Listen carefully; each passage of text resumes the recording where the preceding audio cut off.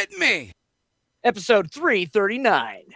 You've got to throw some cold water on the situation. Start talking about nerd stuff. You know, nerd culture is mainstream now, so when you use the word nerd derogatorily, it means you're the one that's out of the zeitgeist. System activate.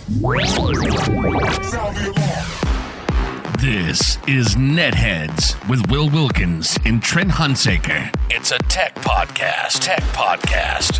But we are a ton cooler than your typical geek. You guys rock. And now, here's Will and Trent.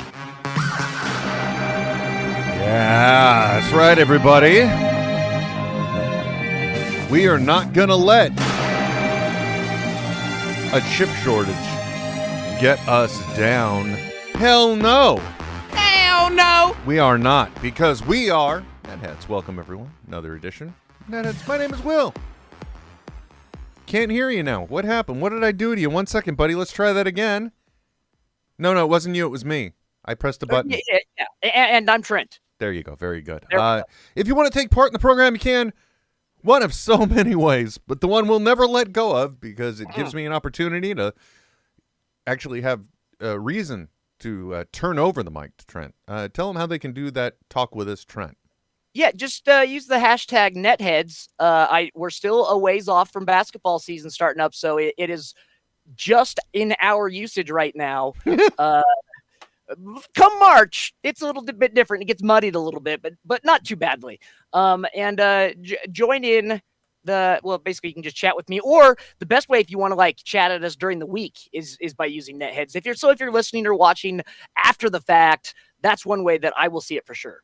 Awesome, man. Excellent. Also, you can, even though I don't remember how to tell you to get you there right now, but you can join the NetHeads Discord, which, by the way, if you are a Patreon supporter of NetHeads, you get full access to it.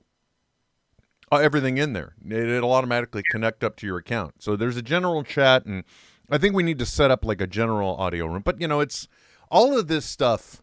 Look, I'm not going to lie, everybody. Look, I'm an adult male, and I have a regular job. And the problem is, problem. Two regular jobs almost, pretty much, right? Oh, yeah.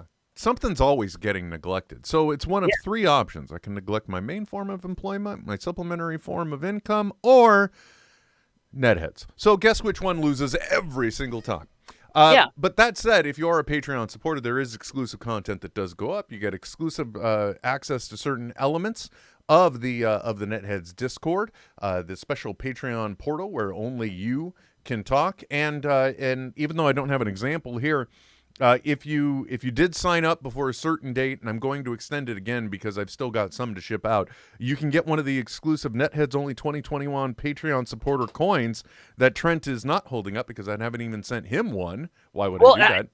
This is for post. You can put it in post, Will. No, I'm not. That's like rotoscoping or no, man. No, that just ain't happening. By the way, I got to say something because it keeps coming up.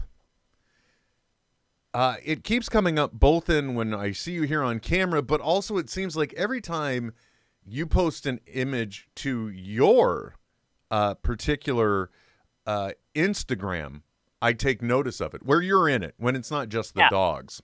Yeah, right. I gotta say, man, you are, I feel as though I've never known a Trent that is as light as you are right now.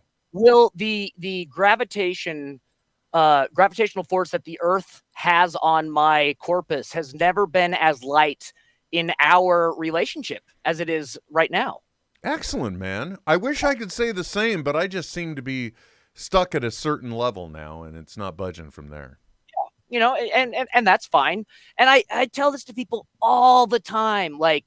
I'm enjoying it while I can, because were I to ever change any aspect of my social situation, so would that be reflected in my diet, which then would be reflected in the gravitational force that the Earth has on my body. Fair enough. And Trent, I got to tell you, although I have not lost any more weight, really, like I said, I've been hovering in the area, I am potentially on the precipice of losing some unnecessary technology here in the office. Well, I mean, here's the thing, folks. I know e-waste is a bad thing, but eliminating the e-waste from your life is a very freeing thing and can just get rid of a lot of unneeded anxiety, Will. So congratulations. What are you hoping to consolidate? Because usually when you're getting rid of old tech, you're augmenting or combining things to fill that gap, right? Because you have it for a reason, hopefully. Yes. Well, sort of. Here in our wonderful studio situation, the space I like to call my office, we have been rocking a few computers now for a bit of time for multiple reasons. One of them is the fact that I do have. Hold on a second. For some reason, the YouTube didn't pick up. That happens sometimes, I'm told. I don't know. Well, that's just rude, man. You know what I'm Yeah. saying? Let me check it out real quick. Anyway, one of the things that I have had is a laptop that solely sits in here just to play the sound effects right now. Sure. Okay? So that's the primary driver for it. And then there's the last one that I assume would be the callers if we ever actually had somebody come in on the Discord or call anymore. Yeah, like if they were using their small computer that they put in their pocket as a VoIP device. Correct. Like if that were to happen. But I now have, thanks to the benefit of the secondary said job, I now have a secondary machine. Because, look, I've got a theory on computers. I always have, and I always will. And that theory is that every once in a while, when it comes to a PC anyway, they just get junked up and you got to refresh them. You got to get rid of the stuff that's on them. Oh, yeah. Any computer, man. Like think of any machine, right? If it's running 24/7, that it never gets the pieces are always active. There's always tension on some aspect of it, whether it's the electrical or anything. Yeah, that's just life. Yeah, for some reason they just they blatantly suck.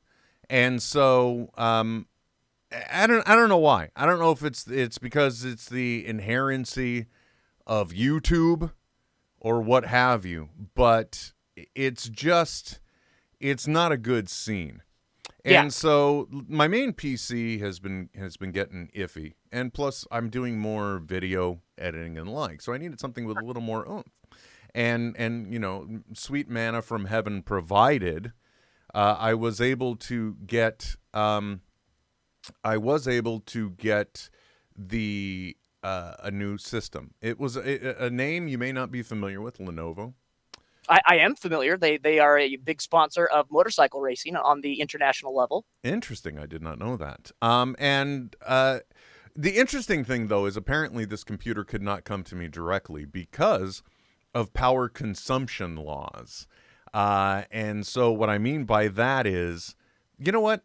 Look, I'm so thrown off. This thing has been it's been janked, and I'm just thinking maybe we should restart. I don't want to restart though. So we're gonna do a soft restart. What I'm trying to say is I got a new computer, but I couldn't get into California because it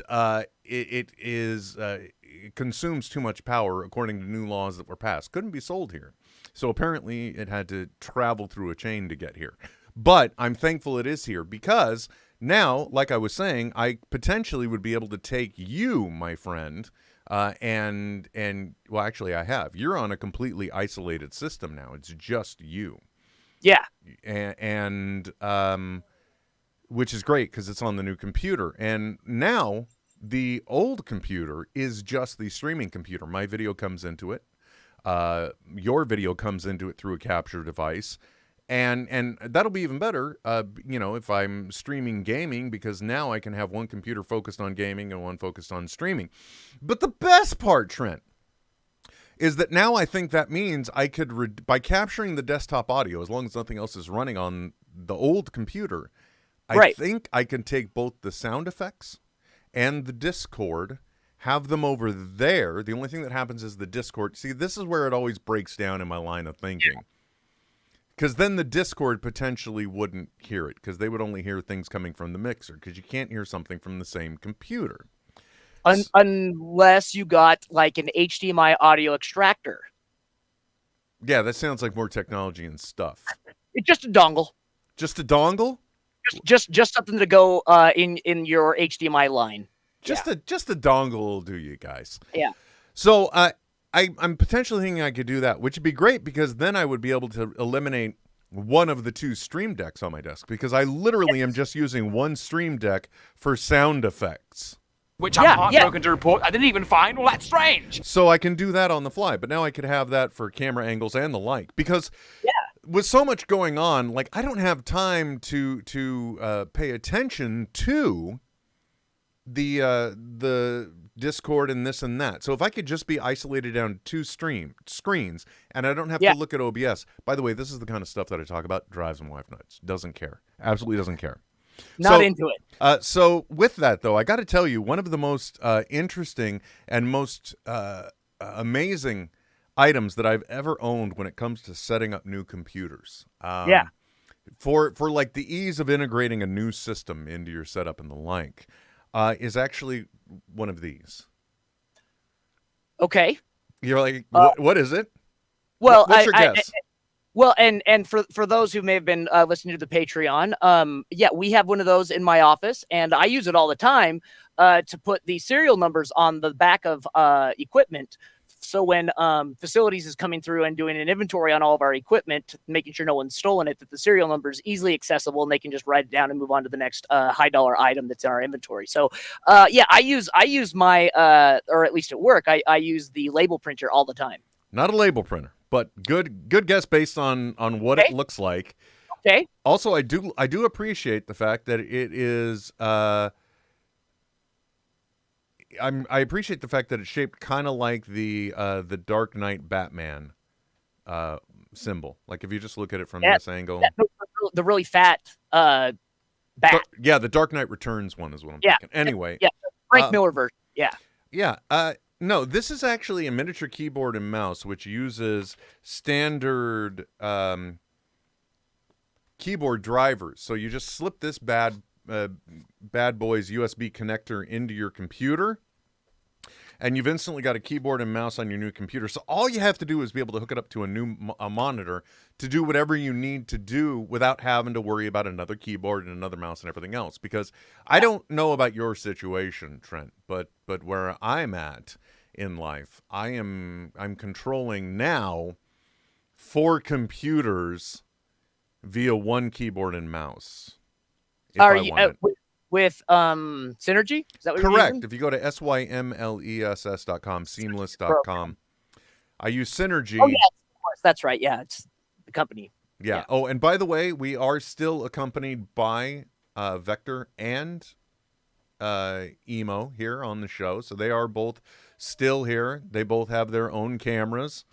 They have their own followers, I think, too. I should almost make them in their own accounts. Anyway, I use this, and it's great because when you do that, or when you're just getting a computer set up or anything else, because, it's if you think about it, if you've already got one computer, it's a pain to have to, like, swap your USB cables for your keyboard and mouse to be able to set up the new machine or what have you. And in here, to add a new computer to the seamless keyboard and mouse sharing software, now all I need is that Ethernet connection on the back, this little doohickey, and a monitor, and you're headed to the races, my friend. Yeah, you're going to Pound Town. Yes, exactly. No, not at all. But not that. But still, I would say these are one of the easiest hacks. And the important thing is not to get the Bluetooth version, but to get the one where it uses probably it's 2.4 gigahertz on the signal, but it uses its own connection to that USB connector, so it's like dedicated to the device. Which I am also appreciative of the replaceable batteries and the place to put that, so you don't lose the damn thing between computers. Right. Always important. I've used this on countless number of computers. As a matter of fact, recently, this is going to sound so weird, but Trent, I was dealing with technology from the last century. Wait, what? I know, it sounds weird. My mother-in-law had an old Apple Power Mac Cube, I think, is the name of the Oh, model. I see what you mean. But from the 1900s. Yeah, The it was- 1900s. Yes, it was made in the 90s, I think. Or it was a turn of the century machine. It was in either 99 or 2000. It wasn't a Gateway 2000, was it? No, it wasn't. No, it was an Apple MacBook Cube, not MacBook, Power Mac Cube, which I think was the predecessor to the inspiration for the Mac Mini. You know, look, the whole point is she just had the computer, and she's like, "Can you wipe the drive for me, and then I'm going to sell it?" And I'm like, "Sure," thinking it would be easy. You know, let's just put a new operating system on it. For the first time in a long time, I was completely stymied by trying to get something done because I was just caught in a world where I couldn't create a boot drive for a device and then put a clean operating system on it, because that thing can only run certain operating systems, and unless you have the actual disk Whatever image, version it was. yeah. Well, and that's the thing, because like they don't. It's not like you can just download old versions of Mac OS, right? Is it three generations? They'll still have. They may not even support, but they'll still have fresh versions on the website or something like that. Because I had to try and recently do that for a computer we were going to send to bid sale, which is just the surplus stuff that you can sell to the public from government entities, and there was no like. I could clean it as best as I could, but I couldn't install a new image on the disk. Yeah, I could have gotten it to the point where I at least completely blew it away. I could totally wipe it clean, or I could have an operating system on it and just do a mild reset of the data, which is what I ended up doing. So technically there's still data on there, but my mother-in-law hasn't touched it in 20 years. So realistically, I don't think there's anything at risk. Right. And then after all that, she's just like, well, could you just sell it for me? Because I don't care. I don't want to deal with it. I've been selling so many things. So now it's just yet another piece of crap sitting around my house that I've done nothing with. Sure. But anyway, once I get all my crap worked out here, which apparently can't even get us to YouTube, once I get everything worked out here, I think I'll at least be able to get rid of one computer in here, which would be great. I would really love to reduce the number of monitors overall. And that would be a good step. But I do have to tell you too, Trent, that I just started in my main line of employment. I just started a new job, and that comes with certain budgetary compensations for work at home because of the COVIDness of things. Yep. So I did just get HD monitors, all around 4K monitors for the 4 primary monitors I use, and oh my gosh, dude. I did not realize the world I wasn't seeing. So here's my question for you. What softwares have a hard time scaling? So far, none, because they're all still just running. I'm only running 1920 by 1080. I'm running 1080p here, Yeah. We're not going full blown crazy with the 4K. I don't have the patience or time for that. Yeah, I run into that problem a lot because I work a lot with the Windows Surface Pro Studios. And they are a 3:2 ratio, so they're like 5,000 slat by something or whatever. They're over 4K, and to scale to capture devices doesn't work at all. So I have to always modify it somehow to at least a 16 by 9. Sweet, yeah, that happens. And I don't know what you run into, but I have been in situations where coworkers will share their screens and they've got the ultra wide, ultra HD monitors. And it's like, I really appreciate you trying to share, but I literally can't read a single thing on your monitor right now. Not a thing. Yep. Yeah. We have that problem too. In in the control room, coming off of those Surface Pros, where if I the scaling to any other monitor is just so bizarre and weird that everything just looks wholly distorted. I completely understand. I totally and completely understand. Speaking of which, too, you've kind of been forced to. I've lived in two worlds for a long time. I'm very fluid. I'm very operating system fluid, if you will. Yes, you are. Yeah. I can slide in and out of Mac or PC however I like. But you've kind of been forced into the Mac world. Is that right? Yeah. Yes, I have, and it has been a shit show, my friend. And why is that? Just because, I mean, computers are like cars, as my brother, the mechanic, would say. They're all pieces of shit, and they're all going to break eventually. Fair enough. Yeah, Enough. he gets asked all the time, what car should I buy? What's the best new whatever? And that's his go-to response. But it is just so difficult when you're so used to one way of doing something to switch over, and then finding out that there's not a way to do something that you want to do only makes it more infuriating. I can completely understand that. Like how do you quickly go to the like a file path in Apple Finder? Because in Windows, like where in where Windows, is the file and where is this particular file? Yeah, so like if I want to copy the file path of the file I'm currently seeing, I have to like go to like get file info, copy, paste, or in Windows you just copy the like not in like the URL bar at the top. Yeah, exactly. And for that you need to go into get info. Yep, and it's little stuff like that. You know what I mean? As a whole, this is the the most bougie problem I could ever have. That's true. You're like, hey, well, I feel the same way about almost every issue kind of in my life. It's kind of like, well, this is not a real problem. Right, exactly. Or as you're fond of saying, there are far better people. Yeah, worse things happen to much better people. There we go. See, I knew you knew. I knew you'd know the jibe I was throwing. Absolutely. Well, I'm with you there. It's interesting and frustrating kind of trying to slide between the two, especially when you use certain things in your home. Well, we really are a tech show talking about tech, but when it comes to things like a shared hard drive on your network, it feels like PCs don't have as many issues as Macs do trying to connect to them. And I say that with a certain grain of salt. Right now, I'm kind of in that, bringing a new computer in and having one network shared hard drive in here, one NAS, if you will.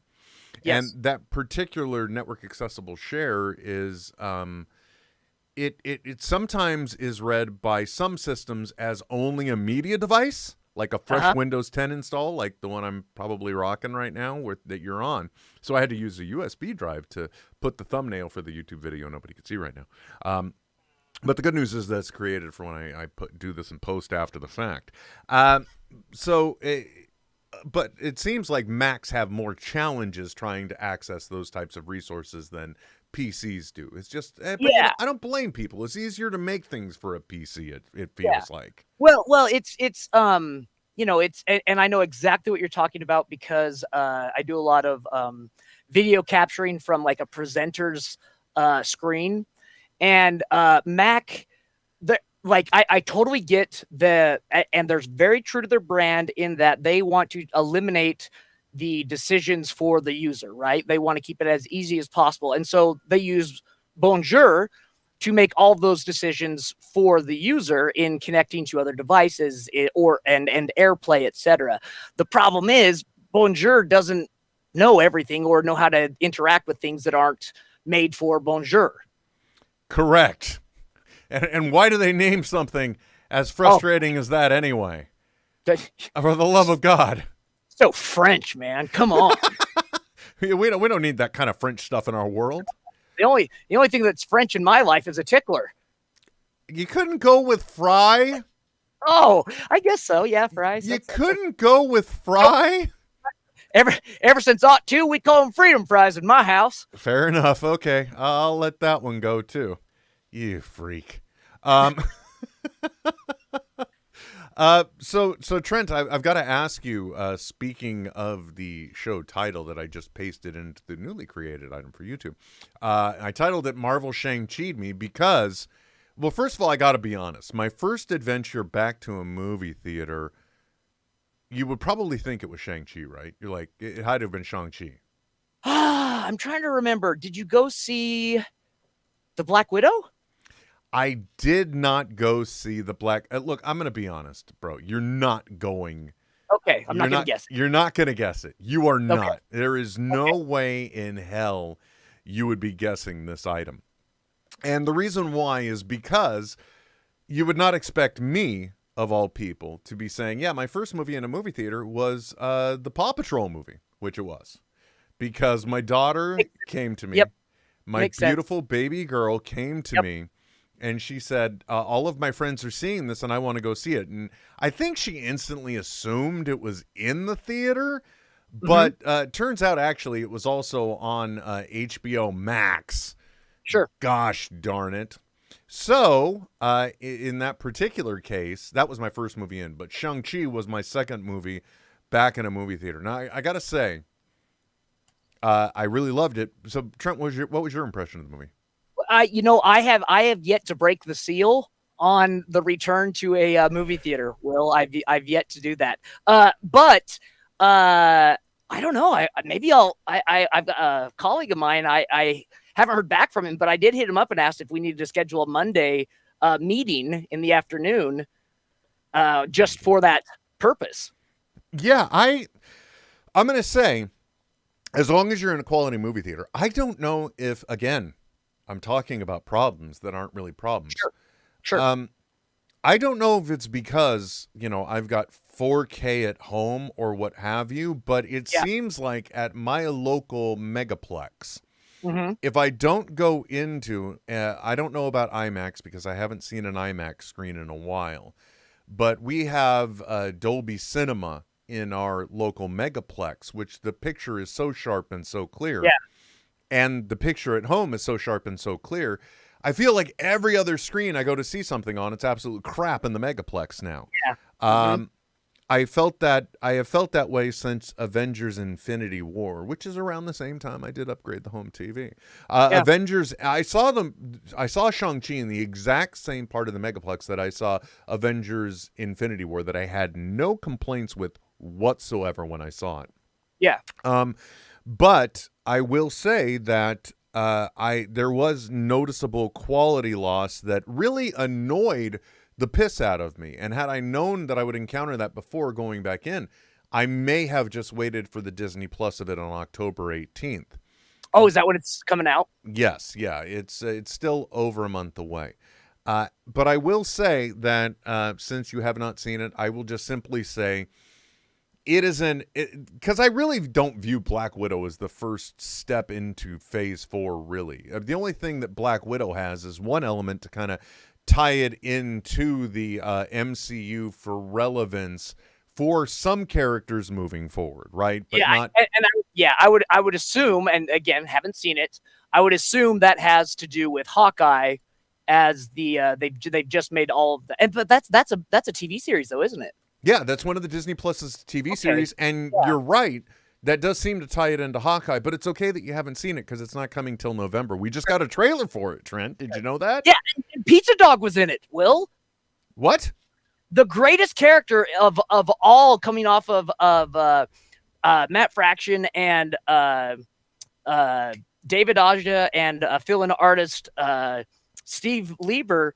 They have a dog who's like befriended by Hawkeye, and he becomes his live-in like roommate. There's even, oh man, some of the best comics I've ever read are just about Pizza Dog and have no dialogue at all. They're just pictures of the dog interacting with its world around it. You're talking nonsense. But anyway, no, I see, this is why I love our relationship, because I represent the majority, right, of the Marvel audience. Sure. Of the MCU. Yep. I have just enough information to be dangerous, and in some cases, I might have that deep cut info.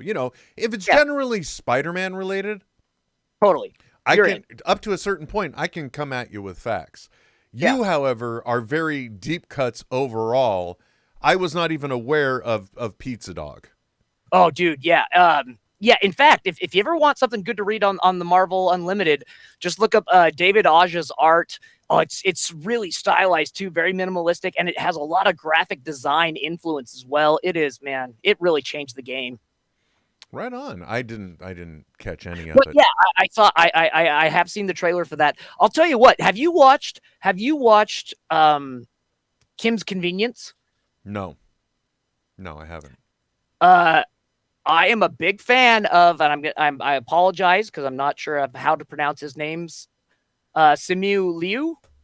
Simu Liu, I believe. Simu- I think. Okay. Yeah. Because he crushes it. Like, he is just the most endearing, nice, like, just oozing charisma as it gets in Kim's Convenience. And I went down as soon as he was announced as being cast for the role. I went kind of to his IMDb page, and the only thing on his IMDb page that he had posted is his stunt reel. Oh. And he is really into like doing his own stunts to the point where I started following him on Instagram, and he'll like post just like these shorts that he and his buddies will make on the weekend or whatever of just like throwing together a few fight scenes or whatever. I am beyond stoked for this in the hopes that they can rectify the just awful shit show that was Iron Fist. Good point. They When it do. comes to martial arts, right? They So, do. yeah. Okay, they do. I found Shang-Chi to be, even in its limited visual capacity, saw it in a really good movie. I do admit that I feel that it could have benefited from some editing, some trimming, some elements, but As everything. I wouldn't necessarily say that. Like, there's very little in Endgame I would cut out. Ant-Man and the Wasp, for example. Huh? Everything about Hawkeye. Wow, you were just bitter.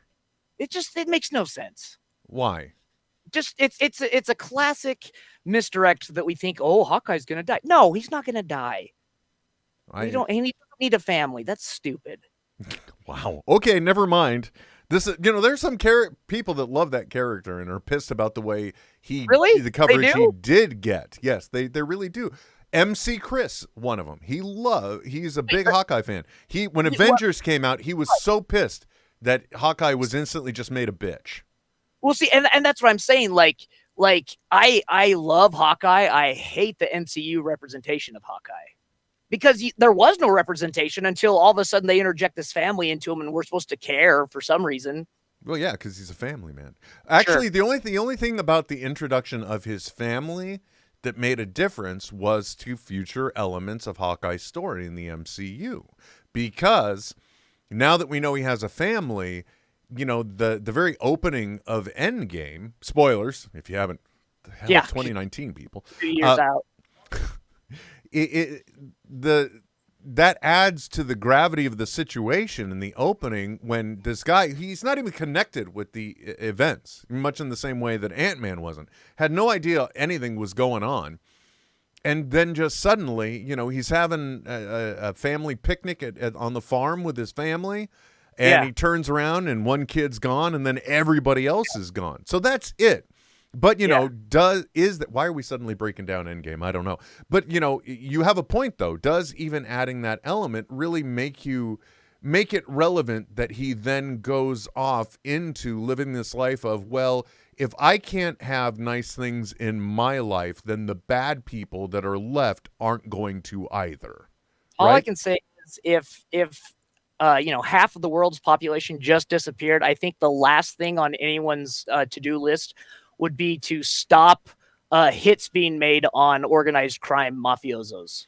But hey, that's me. Well, the Avengers are into that. Honestly, that is kind of the way that it played out in Endgame, because they're just like, what's his name? War Machine. I don't know why. Rhodey. Yeah, Rhodey is just like, essentially he's saying, it happened again, and I kind of feel like we need to do something about this, but it wasn't like an emphatic, we got to go after Barton. Not really. No, but at the same time, in a world where 50% of everything is gone, what the hell has organized crime rose up to do that they couldn't actually capitalize on going legit and still making a ton of money is my question. You know what I mean? That's just it. At that point, that would be the only way to get anything. It would be through a black market of sorts, I would assume, as just infrastructure and economy would grind to a halt. Well, I mean, it did look kind of bleak, but anyway, Shang-Chi's a good movie, Trent. That's what I'm saying. I want to see it. I am so stoked. Like that. I have not been stoked for a Marvel movie since. Well, we haven't really had that many, but that's the first one that I'm excited to see. Yeah, I would have been more excited for Black Widow if Black Widow. I think Black Widow had more of a place if you didn't have to take it into the end credit sequence, end credit scene. I think that is a movie that would have been a great movie to slap in between a Civil War and Endgame. It would have been another great movie. Her story came way too late, and it's like, yeah, not as a retrospective look, but as like something that was happening within the timeline. yeah. Although arguably, again, you could have still more Black Widow movies because there is still time before she gets the Quinjet, which I always just assumed was the Quinjet from Civil War. Weird me. But there's also, there's time between Infinity War and, well, Civil War and Infinity War. So there could still be more if she weren't completely like telling probably Disney to F off now. There could still be more Black Widow movies with her character in that Sure. gap time. But or in the retrospect, cast a younger character and have her origin story.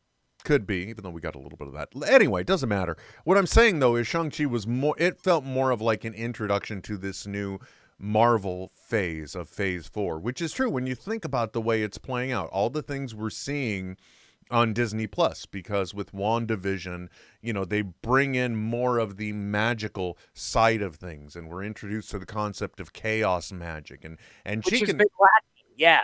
which I don't think they even emphasized in WandaVision enough that, like, literally, she is at this moment the most powerful character in the MCU because she can rewrite reality. Yeah. Yep. Okay. Oh yeah. Absolutely. Until they bring in the Silver Surfer, she's the most. Her power level's the highest. Yeah. So anyway, Shang-Chi is, again, it's some of it. It actually has, when you stay through the end sequence, no spoilers really in this. It has both the mystical, the magical element, and I believe it has some of the galactic element. Yes. In it. I think they're doing that with the origin of the 10 rings themselves. Yeah. So and what was it that they said in Falcon and the Winter Soldier? It's either, and did they have any androids in it? I don't think they had androids in it because it's either wizards, androids, or yeah. aliens. Aliens. Yeah. Which Fing Fang Foom is an alien. Who? What? When? Fing Fang Foom. Which is? The giant dragon. Oh, I don't. They did say something about the dragon that was there, but interestingly enough, tying it in with Loki as well, they are referring to other dimensions in this. Okay. So, Sure. like, one of the big things they have to do in Shang-Chi is to stop kind of an interdimensional. Anyway, enough said. Good movie. I hope you enjoy it. Can't wait to hear about you talking about it. Also want to say a very belated happy birthday to you, Trent. This is your birth month. Thank you. Yeah, yes, it was. How did you celebrate your birthday? I took the day off from work and took a load of green waste to the dump. You told me about this because I had to do a mea culpa and say, hey, happy belated birthday. You normally don't want me to acknowledge your birthday, so boy, did I fulfill that. Yeah, no, it was great. I couldn't have asked for a better birthday. Like, I was by myself. I got rid of some junk. It was wonderful. Yeah, and it was a part of the dump I'd never seen before. Ooh. Yeah, it's just all wood without like non-construction wood. So it's all the wood and stuff that's been in my yard over the years from trees falling and what have you.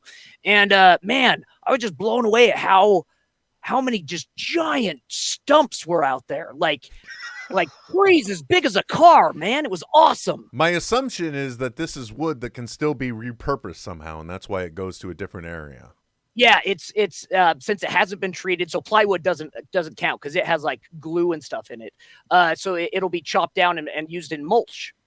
Oh, very nice. Very nice. So look at you being ecologically responsible while not even meaning to be. Well, and anything else you have to pay to have take to the dump. So if it's green waste, you don't have to pay for it. Oh, You even just take it. better. So it was Yeah. you got to get rid of stuff for free, and it wasn't on the side of an abandoned road. So even better. Yeah. And another nice thing about that was that my wife made sure to wish you a happy birthday on social media. He did. Sweetheart. And I'm like, oh my gosh, because September 1st is really easy to remember. I mean, but it's also, there's so much shit going on that always, like school starting, and then right after that you've got Labor Day, like, and it's your last like vestiges of like trying to hold on to that sad summer that has just disappeared, and you don't even know what happened to it. Like September is the Sunday of summer, man. You're right, because you got to go to work on Monday. Yeah, you're right. Just like we have to go to work on Monday. Well, you might have a special meeting, which I would encourage you to do. Yeah.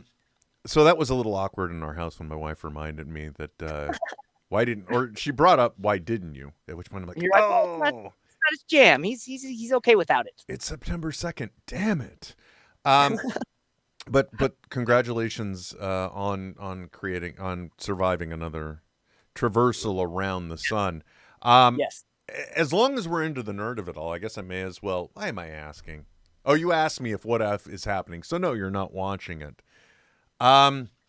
Really interesting. I can't wait for you to watch that and catch your perspective on it. They gave us both, a preseason trailer and then a mid-season trailer for it.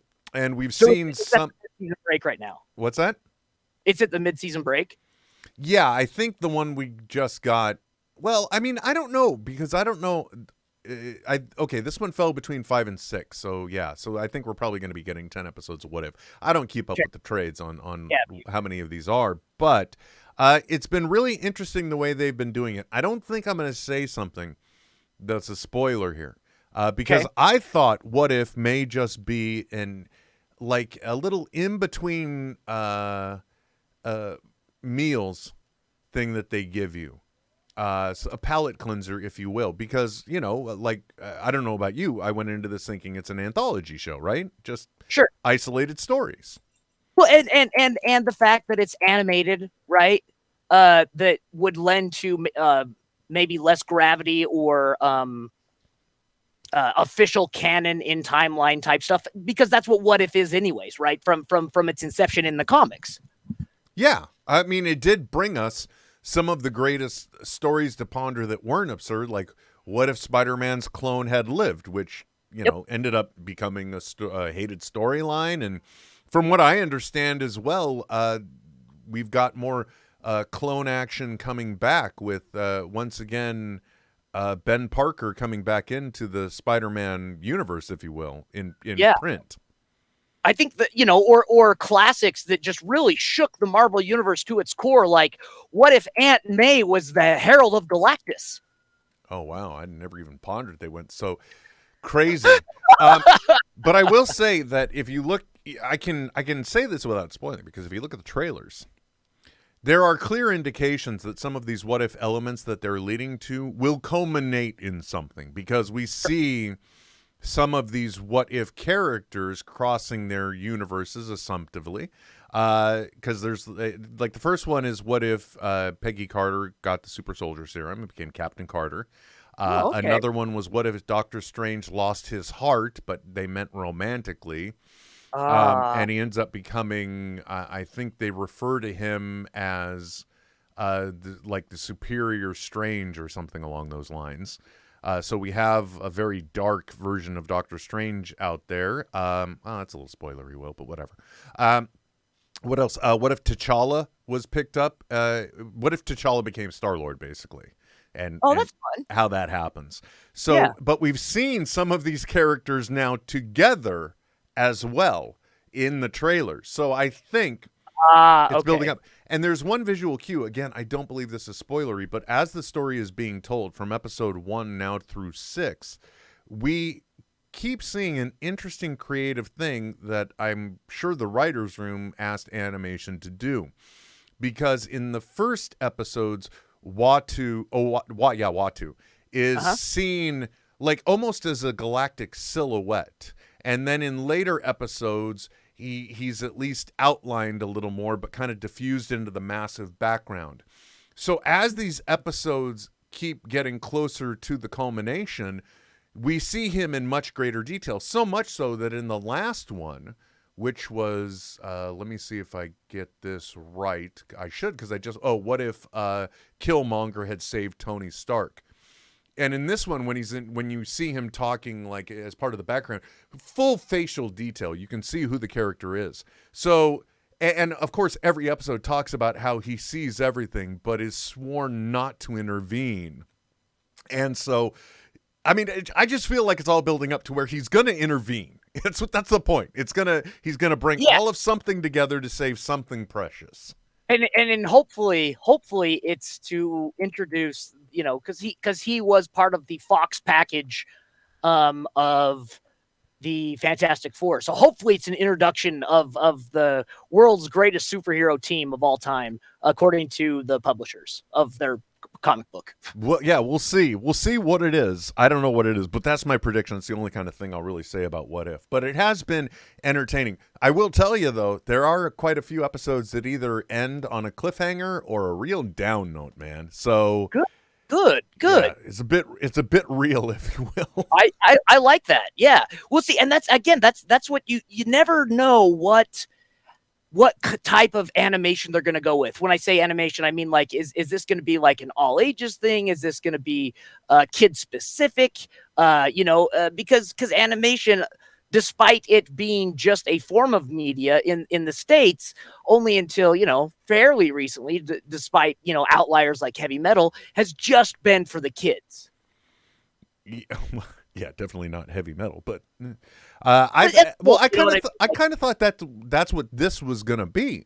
That's what I didn't know, because they didn't really say going into it. Yeah, I had no idea, and honestly speaking, having been in Hall H in 2019 when it was announced, I thought it was just going to be this throwaway thing, but I don't feel that now that we're seeing this. There's a guy on TikTok, Strawhead Goofy, 2.2 million followers just from talking about movies. And he dropped that he believes that the reason for the animated series is because they could have, through animation, all of these possibilities without having to truly pay the talent, if you will. So speaking of which, who do they have the actual actors doing the voice acting, or do they have their amalgamations from the past reiterations of like the Amazing Spider-Man stuff that they've, the 10 series they've got of that? No.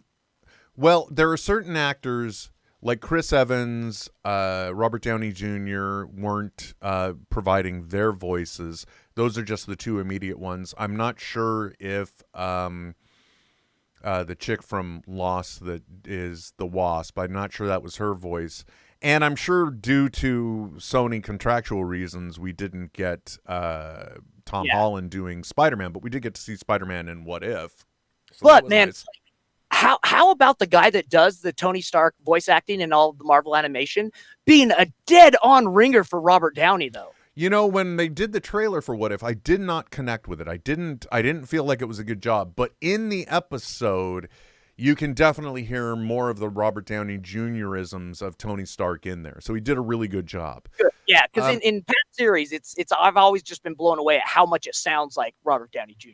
Well, what Strawhead Goofy said, which I probably agree with at this point, is I believe that the What If series is a great entertainment venue where they're using animation just for the money-saving aspect for it. But I have a funny feeling that, and I think Strawhead Goofy may be right here, I believe that what we're going to find is that Watu may be a very real CGI character in the actual movies. In other words, I don't think there is any one of these MCU series we're going to see on Disney Plus that are in any way a throwaway just to be entertainment. Well, and I mean, we do know that if the end credits are to be canonized and believed within the MCU, we know that the Watchers exist within the universe because we saw them talking to Stan Lee. That wasn't even an end credits, brother. Remember, they were hopping through. They were doing too many jumps, and that is where we first saw them. Yeah, that's where it was. Yeah. Yeah, so we know they got the 3D models ready to go. Yeah. Well, this became a lot more Marvel heavy than I anticipated it, but there's a lot going on, and but there is so much great TV out there. Like, I don't know if you have been catching it. But Apple, yeah, of course you're not, because I'm going to say it's Apple TV, which I don't even know if you. Lasso, the Ted Lasso. Oh my gosh, it is just such a. Everyone is talking about it at work, man. I gotta watch it. I was a late comer. I didn't. You'd be proud. I didn't watch it until all 10 episodes had dropped on Apple TV for the first season. And it felt like you were Ted Lasso's best friend by the end of watching it all, didn't you? Yeah, definitely. And now, I'm regretting it because I didn't start season 2 until they got it to about episode 8. And then I'm like, I just can't take it anymore. Too many people are talking about it. I gotta take care of this. Yep. And so I started watching, and now I'm just pissed. Same way I am but What If doesn't really end on cliffhangers, so I'm okay with watching it weekly. And it's there. I mean, the What If episodes are meant to be standalone episodes too, right? Like sort of. They might tie together. You can still just watch one episode. Yeah, definitely.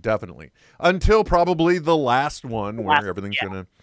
And I'm sure, I'm already predicting now that by the last 2 episodes, we're probably going to encounter, because we haven't yet, we're going to encounter credit scenes, and it's going to be some of this assembling, if you will. Yeah. Because that's what they do in the MCU. They assemble. Yeah, so this would be a good time to introduce some of the many different teams that do a lot of like what the time variance does.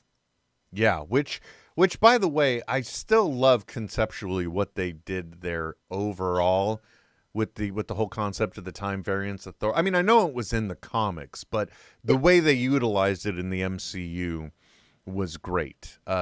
If for no other reason, because it gives us a greater insight into the multiverse and kind of how the multiverse has sort of been held at bay, even though I feel more like, in a way, what was really happening, and I think this may be what the man who waits, or whatever they referred to that version of Kang as. Yeah. I think that story within there was more about not eliminating a multiverse, but isolating one part of the multiverse from the others. Which interestingly enough is a similar concept brought up in the season finale of Rick and Morty.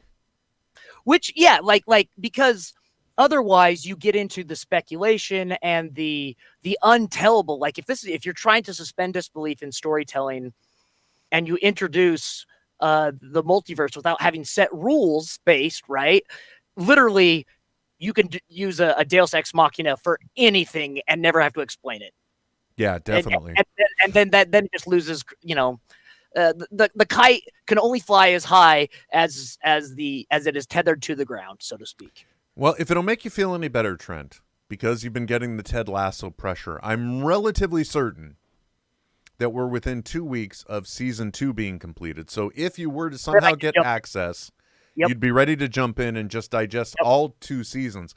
Resting assured that there's also a 3rd season already that's been negotiated. Yeah, and at least from what I've been told by the fanboys with whom I work, and that's it. It was created with 3 seasons in mind, and there's no plans for anything else. Oh man, I don't know. Yeah. Well, I think that really all depends in the long run, right? Because oh sure, it got a who doesn't like money? Well, it also got a lot of Emmy noms, which is one of the things that's just like right now for streamers, that's all that they can really bank on. That's all that, because Apple TV Plus. Yeah, it's like it's their only thing basically. My subscription gets renewed to it every single time somebody in my house buys a new Apple device. Okay, Oh, really? Yeah. Is it included? It's like, okay. Yeah, it's like, oh well, you bought it so you could. So like, I don't know. I may be paying for it now, but I don't think I am, because it seems like I'm always getting some new device at some point. So, but rest assured, you're okay, dude. You can get into Ted Lasso and it's safe. If it's going to only have 3 seasons, that just bums me out kind of because of where we're at in this tale. There are so many things that go on in that story that, one of the things is the fact that it's a football team that gets deregulated. Well, that's a spoiler, but fuck it, I don't care. That's the first season. It's your own damn fault, Trent. Yeah, I live in a post spoiler world. So it would have to be. I would want part of the story, even though now it just hits me that the story that the team goes through is kind of running in parallel to Ted Lasso as well, because his life, even though the show makes you feel good about living, his life really isn't in its best place. And it's kind of like the team runs parallel at the same time. So, wow. Whoa. Yeah. At least from what I've been told by people who have read up on interviews with Sudeikis, the singular theme behind the narrative is fathers. Hey, wow. Yes, that is true. One way or another, it does seem to be playing out that way. Yeah. Well, dude, we gotta. I'm not trying to apply any pressure here, but clearly, we got to do this more often because I feel like we have so much more. I didn't expect us to be TV top heavy in this way. Like, we didn't even talk about the robots. How Emo got a voice. He has because he pre-shipped. Well, I don't want to say he pre-shipped. They made a dedication to try and get product out by a certain date for Emo, the robot over here. And in that, I don't think the software was fully developed. And there was an update on September 6th where they finally gave him a voice. So now he can actually talk. It was one of the things that I said Emo was kind of marked down in, where Vector could. If you talk to Vector, you can ask him your name, and or who am I, and he'll tell you your name. Oh, look, he has sensed that I have spoken his name and is now exploring. There is the Vector. And he didn't have a voice because the evil Sea Witch traded him his voice for a chance to walk among men. No, Emo didn't have a voice just because of early software development. My bad. My bad. Okay. But now he does. I will say his voice isn't as cute. And I'm now convinced I'm going to have to wire up on the camera that you can't quite see, that's right here, the audience can't quite see. I think I'm going to have to hook up a microphone here to unmute when I go to this camera, specifically so that way you can hear them. But he did finally get his voice. If you want to find out more about it, just go to my TikTok. It's that Will Wilkins on TikTok as well. So now the two robots are a little more running in parallel. I still give Vector the advantage because he is always on and can return to his charger, whereas Emo here is on his skateboard and he has to be put on there. Yeah. I also have to, of all things, Trent, I never thought I would have to entertain this. I have to come up with a way to light their table, but not for the reasons you think. I often come in and discover that poor Vector has wandered off his charging station, probably because he heard a loud noise in the house. And then he either gets stuck or he can't get back to his charging station. Yeah. Poor guy. What are you saying back there, Emo? Who am I? I don't think he's going to know who I am.